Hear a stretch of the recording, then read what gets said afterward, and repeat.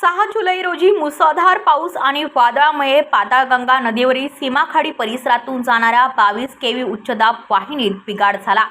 रावे गावाजवळील वीज खांबही कोसळल्याने परिसरातील तब्बल 9500 ग्राहकांचा वीज पुरवठा खंडित झाला।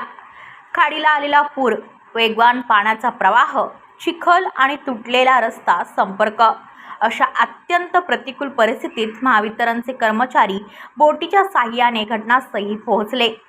जीवाची पर्वा न करता रात्रीच्या अंधारात पुराच्या पाण्यातून मार्ग काढत कर्मचाऱ्यांनी मुख्य बिघाड शोधला आणि दुरुस्तीचे काम युद्धपातळीवर सुरू केले। या प्रयत्नामुळे केळवणे, दिघाटी आणि कासारभट परिसरातील सुमारे 5500 ग्राहकांचा वीज पुरवठा पूर्ववत करण्यात आला। रावे गावातील परिस्थिती मात्र अधिक गंभीर होती।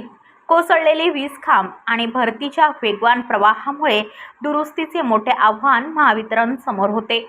हवामानात सुधारणा होताच कर्मचारी पुन्हा कामाला लागले। रावे ग्रामस्थांच्या सहकार्याने नवीन वीज खांब उभारण्यात आले, रोहित रेख कार्यान्वित करण्यात आली आणि अखेर सर्व 9500 ग्राहकांचा वीज पुरवठा पूर्णपणे सुरळीत करण्यात महावितरणला यश आले। भांडूप परिमंडळाचे मुख्य अभियंता संजय पाटील यांनी या संपूर्ण मोहिमेवर लक्ष ठेवत प्रत्यक्ष घटनास्थळी जाऊन कामाची पाहणी केली।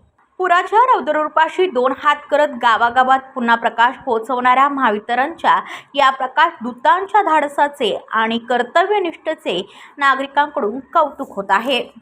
ब्युरो रिपोर्ट पनवेल वार्ता न्यूज। आपल्या परिसरातील बातम्या आमच्यापर्यंत पोहोचवण्यासाठी स्क्रीनवर दिलेल्या क्रमांकावर संपर्क साधू शकता। दूरध्वनी क्रमांक 8652414343।